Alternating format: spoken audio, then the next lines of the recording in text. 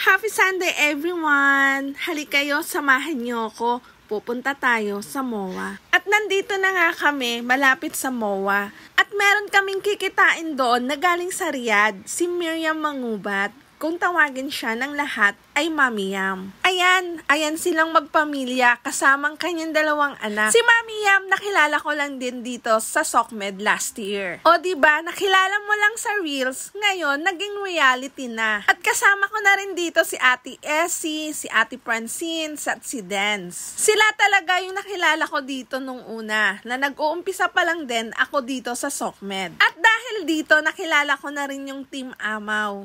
Thank you guys. At ang saya nila guys kasama. At nandito kami sa MOA. Guys, ito na ngayon.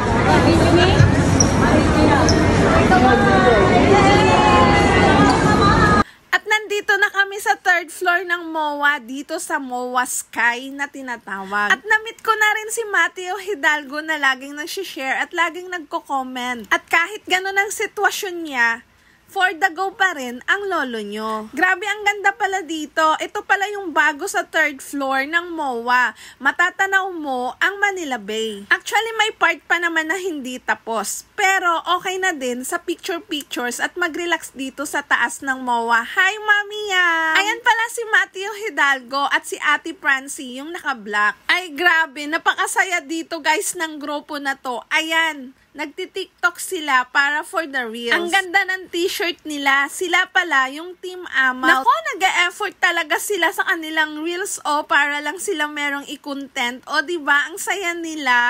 Video ha! Team Amaw! Involve Asia! Team Amaw! Hi, Rabia! Nice meeting you!